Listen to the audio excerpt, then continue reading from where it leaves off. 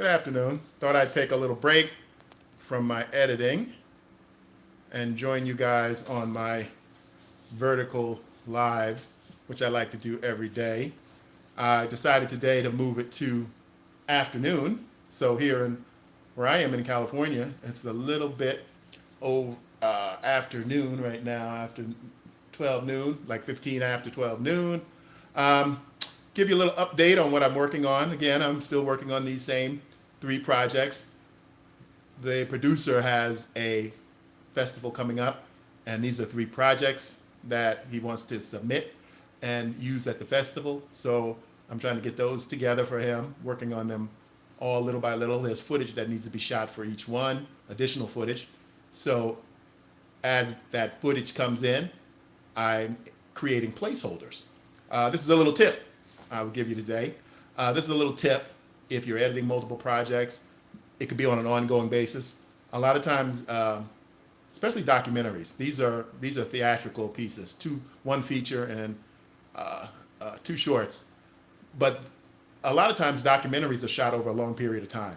So in the past, when I've worked on documentaries, like I worked on a documentary called When Einstein Lived in Pasadena. This was a number of years ago. We shot that probably over a year.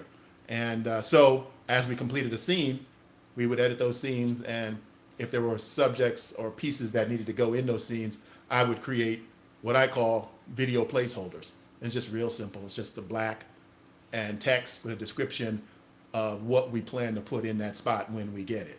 So I'm using that same technique here on these 3 theatrical projects I'm editing. So when I come to a scene that's missing, I'll just create that black little slate with text on it that tells me what is supposed to go there. I usually make it about 3 or 4 seconds, just enough so I can notice it in the timeline. Even if the timeline is shrunk, I can see where it is and I can go directly to it. So that's just a little tip on how to edit projects when footage is missing. You want to know where it goes instantly. You don't want to have to start searching around and try to remember what scene is scene 27, what scene is 21 or 30, where was that footage supposed to go. And sometimes, even on this, one thing I'm not doing, which I probably should do, but give myself little markers at where sound effects are when I come upon them. One of the projects I'm working on right now has a lot of sound effects that are, absolutely necessary to drive the story forward. I haven't been making notes on those, but I think what I'm going to do is once I've completed the rough cut, what I'm going to do is go through it, which I always do, scene by scene, and look for anything that I left. And as I'm doing that, I'm missing. So as I'm doing that hunt for sound effects, where I think music is going to go, I'll use tabs, Q tabs, different colors to put where markers. I'm sorry, not tabs, markers. I'm editing in Premiere Pro, so I'll use markers to let me know that something's supposed to go there. And the great thing about markers are that if you double click on it, you can write a little note to yourself what goes in there. So that's what I'll probably do. I'll probably set aside a day once the rough cut is done on all 3 and go through it scene by scene, put markers in to give myself a note on where sound effects go, maybe potential atmosphere, not music, but atmosphere that needs to be changed or adjusted. So that's just a couple little editing notes. Giving yourself, as you work, markers, even if they're markers you make yourself or they're markers that you use inside the editing program that you can add notes on, so that once you're done with the rough cut, which I call the rough cut, then you can go back and start polishing it up. So that, again, that's one of the little reasons I mentioned to you guys in the earlier video that I don't like to edit with clients looking over my shoulder. Because you do, as an editor, you build up your own working technique. The more and more you edit, the more you're going to develop little things that you do and little ways you like to do it. And a lot of times, again, the clients aren't trying to be a pain, but the clients want to finish each scene as they get to it, which is not possible, which is not an effective way to work, which is not reasonable. They want to polish each scene as you go through it. And I learned that many years ago when I started editing with clients. I had an editing bay set up in my garage, was my office. And I think I mentioned this story before. I had an editing bay set up, and I would sometimes bring clients in who wanted to participate in the editing. But I quickly found out, bad idea. bad idea, because clients want to polish everything as you get to it. For instance, a scene I'm working on right here behind me, people are eating, and then sometimes when you hear the sound, you don't hear any more sound of people eating across the table. So they'd want to go and, well, we can't hear them across the table. We would hear something, right? And I said, yes, you will hear something once I go back and put it in. Or, if a doorbell rings, they'll want to stop everything and search for the doorbell they want to use, the particular doorbell. Well, that doorbell in the house didn't sound like that. Or a phone may ring and they will want the exact tone that phone makes. So sometimes it's funny, it was funny at the beginning, but then it wasn't funny anymore. And so that's why my policy had changed. And again, sometimes I'll break that policy, but I tell them right up front, it's going to take longer.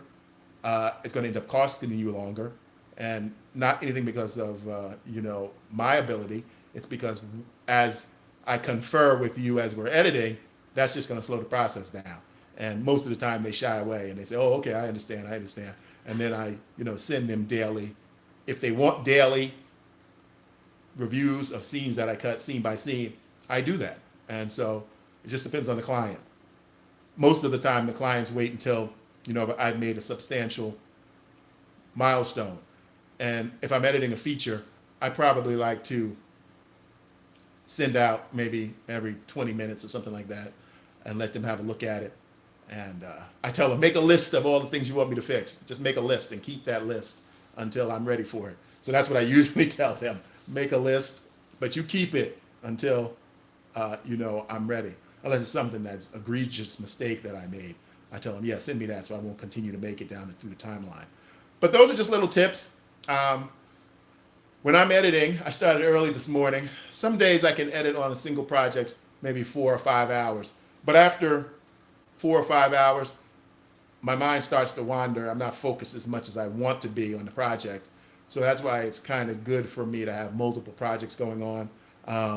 But I always have other work to do. I have other clients. I think I mentioned to you guys that I do website management for cities and local government.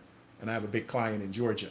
So I get a lot of stuff that I do for them. So I stop when I have to and I go and make updates to their social media or website, or write, requests for proposals or requests for qualifications, all kinds of stuff you do as a project manager for city digital media. So that's something that I enjoy also. Like I said, I have one big client, and then I have some small website clients that I work with. Sometimes I get requests from them. So that all breaks up my editing flow.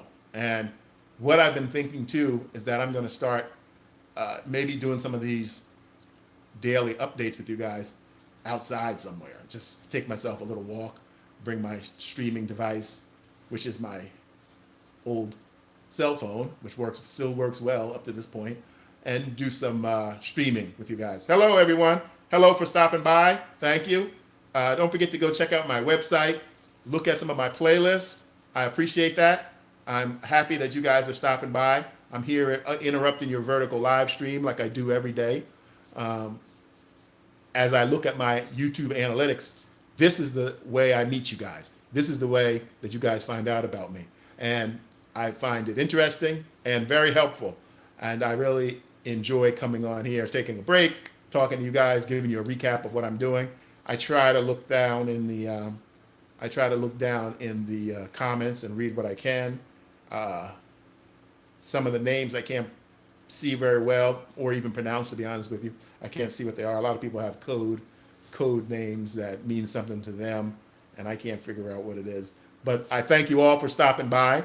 Again, what I want to say before I leave, Sundays at noon, Los Angeles time, Pacific time, California time, wherever you are, look up and see what time Sunday is at noon and drop in. I'm going to do my Sunday live question and answer. And if you have any questions about acting, directing, or editing, or just general filmmaking questions, I love to answer them. So stop on by, ask me a couple of questions. I love to answer those. We do that live streaming Sunday at noon. Went good last week. I'd like you guys to, you can go to my channel and see some of the footage from that. But the main thing I'd like you to do is go to my channel, look at some of the humorous stuff I have, and then also check out some of the playlists I have there. I'm moving up. I'm getting close to 800 subscribers, and I thank you guys. Thank you for helping me get there. 800 subscribers, I can't believe it. I've been doing this for about a little over 7 months, and it's going in the right direction. I'm working on my watch hours now. That's why I decided to start going live on Sundays and answering questions. If there's anything about, like I said, acting, directing, or editing, and just even general filmmaking. What I like to do most, though, is if you're working on a project or you're thinking about working on a project, I love to bounce ideas off of you, to bounce ideas off of me. And I'll give you some ideas. Maybe some of them be helpful, maybe not. Maybe I'll give you some ideas on things what not to do. So I have a lot of that experience on what not to do. I really know what doesn't work or what hasn't worked for me. And I'm not shy to tell you things that I've done that have failed. And there's been a lot of them, unfortunately. But I learn from my mistakes, and that's what I want you to do. I want you to learn from my mistakes so that you don't have to make them. That's what I'd like to do. That's as a teacher, that's what I did a lot. I've taught filmmaking classes, I've taught digital video production, I've taught acting classes, audition, workshops, I've taught just general filmmaking for adults. I even taught a class out at UCLA, a extension program on digital video filmmaking. And this was years ago when digital video filmmaking was first getting really big and people were making big digital films. Dogma 95, if any of you out there remember that. A lot of you are probably too young to remember that. But that's the time when I really started teaching digital video filmmaking, because I had been doing it from the very beginning, as soon as it started getting big. And but I still love it. I still do it. But now, all my efforts, I've gone full in as a YouTube creator. I still run my businesses. I still run my video production business. As a matter of fact, I potentially have a big client coming up here where I live, and I'm going to be helping set up some programs for youth to learn about, new media, YouTube, Instagram, all the great things that you guys are familiar with now, teaching it to younger people. Because a lot of times, a lot of young people are just the consumers. They don't think that they can make it stuff. They don't think that they can do it. They don't think that they have a voice. They don't think that they have something to say. But they do.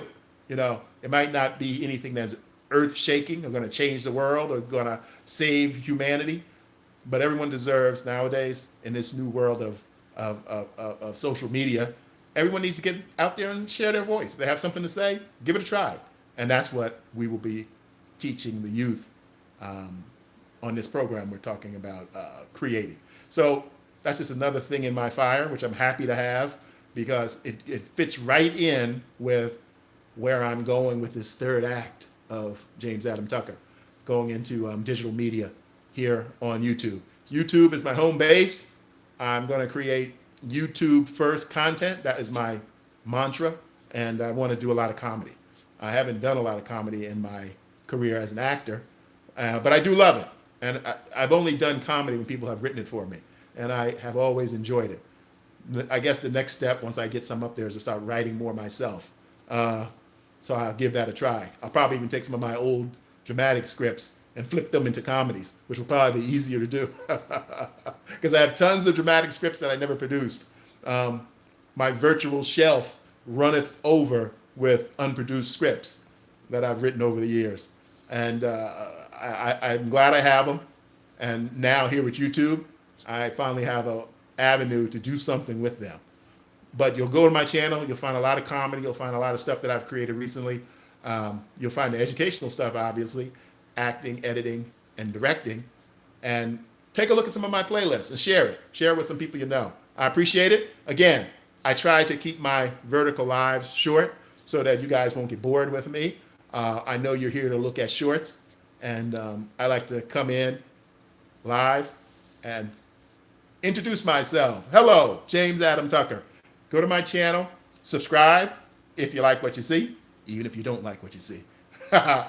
Look at some of the playlists too. I have a number of playlists with tons of content in there. So play through some of it, go through it, see what you like, share it if you can, and I appreciate it. I might jump back on again this evening and give you a wrap up. I'm taking a break from editing right now for a few minutes. I got a really big, intensive scene coming up. Well, I'm in the middle of it actually, and I decided to break it up. Because when you're editing, you want to do a good job, and once you can tell your mind starts to drift, then you need to stop, work on something else, and come back to it later. It's just like writing. It's just like writing. You don't sit down and write a novel all in one session. So the same thing with editing. All right, thanks for stopping by. I appreciate it. I will see you again probably this evening just to do a wrap up. I hope your day is good.